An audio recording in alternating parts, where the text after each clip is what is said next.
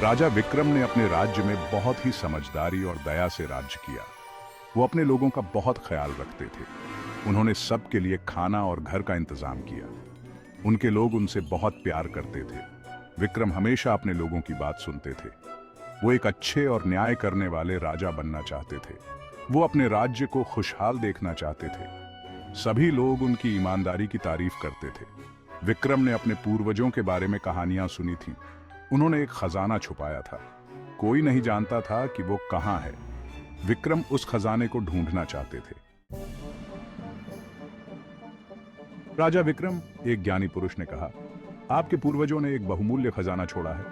विक्रम उत्साहित हो गए। वो और जानना चाहते थे। यह खजाना सोना या हीरे नहीं है, ज्ञानी पुरुष ने आगे कहा। यह उससे भी कहीं अधिक मूल्यवान है। विक्रम उत्सुक हो गए। सोने से भी कीमती क्या हो सकता है?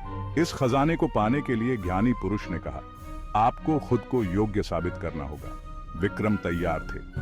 वो इस खजाने को पाने के लिए कुछ भी करेंगे। विक्रम अपने सपने से उठे। उन्हें ज्ञानी पुरुष की बातें याद आईं। वो उस खजाने को खोजने की ठान ली।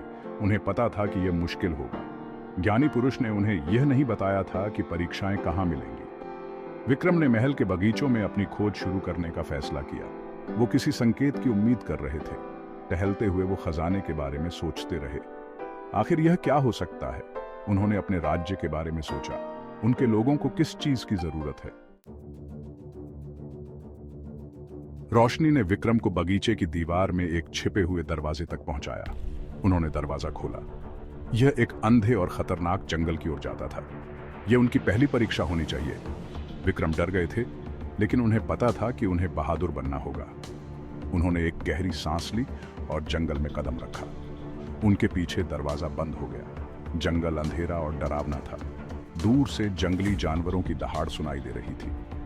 विक्रम को सावधान रहना होगा। उन्हें बचने के लिए अपनी बहादुरी का इस्तेमाल करना होगा। भाग 5, बुद्धि की परीक्षा। विक्रम जंगल से बाहर निकले। उन्होंने पहली परीक्षा पास कर ली थी। उन्हें राहत मिली। उन्हें खुद पर भी गर्व था। उन्होंने खुद को एक खूबसूरत बगीचे में पाया। बगीचे के बीच में साफ पानी का एक कुंड था। तल पर एक मोती चमक रहा था। विक्रम जानते थे कि यह उनकी दूसरी परीक्षा है। मोती पाने के लिए उन्हें अपने दिमाग का इस्तेमाल करना होगा। वो बस उसमें कूद नहीं सकते थे। कुंड बहुत गहरा था। भाग 6, न्याय की परीक्षा। विक्रम के पास मोती था। उन्होंने दूसरी परीक्षा पास कर ली थी। वो खजाने के एक कदम और करीब थे। वो उत्साहित थे। वो जानना चाहते थे कि आखिरी परीक्षा क्या होगी। वो अचानक वापस अपने महल में थे। आधी रात हो गई थी, पर कुछ गड़बड़ थी। उन्हें लोगों के बहस करने की आवाजें सुनाई दे रही थी। विक्रम ने आवाज का पीछा किया। उन्होंने अपने राजगद्दी कक्ष के बाहर लोगों के एक समूह को पाया। वे इस बात पर बहस कर रहे थे कि एक कीमती हार किसने चुराया है। विक्रम जानते थे कि यह उनकी आखिरी परीक्षा है। उन्हें निष्पक्ष और न्यायप्रिय होना होगा। उन्हें यह पता लगाना था कि झूठ कौन बोल रहा है। उन्होंने उनकी कहानियों को ध्यान से सुना।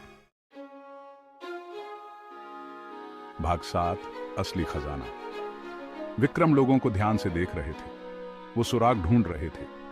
अंत में उन्हें पता चल गया कि कौन झूठ बोल रहा है। उन्होंने चोर की ओर इशारा किया। चोर ने अपना गुनाह कबूल कर लिया। अचानक महल एक तेज रोशनी से नहा गया। ज्ञानी पुरुष विक्रम के सामने प्रकट हुए। आपने आखिरी परीक्षा पास कर ली है, उन्होंने कहा। आप खजाने के योग्य हैं। रोशनी फीकी पड़ गई। विक्रम ने चारों ओर देखा। वो महल के एक गुप्त कमरे में था। उसने यह कमरा पहले कभी नहीं देखा था। भाग 8, एक समझदार राज्य। विक्रम ने किताबें खोलीं। वे दुनिया भर की कहानियों, कविताओं और ज्ञान से भरी हुई थीं। यह उनके पूर्वजों की बुद्धि थी। विक्रम ने घंटों किताबें पढ़ने में बिताए। उन्होंने बहुत कुछ सीखा। उन्होंने इतिहास, विज्ञान और कला के बारे में सीखा।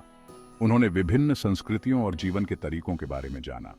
वो यह ज्ञान अपने लोगों के साथ बांटना चाहते थे। विक्रम ने शहर में एक भव्य पुस्तकालय बनवाया। उन्होंने इसे खजाने के कमरे की किताबों से भर दिया। उन्होंने अपने राज्य में सभी को आने और पढ़ने के लिए आमंत्रित किया। विक्रम के राज्य के लोगों को अपना नया पुस्तकालय बहुत पसंद आया। उन्होंने हर किताब पढ़ी। वे समझदार और अधिक समझदार हो गए। विक्रम ने अपने राज्य पर और भी अधिक निष्पक्षता और करुणा के साथ शासन करने के लिए पुस्तकों के ज्ञान का उपयोग किया। वो जानते थे कि असली खजाना सोना या हीरे नहीं, बल्कि ज्ञान और बुद्धि है।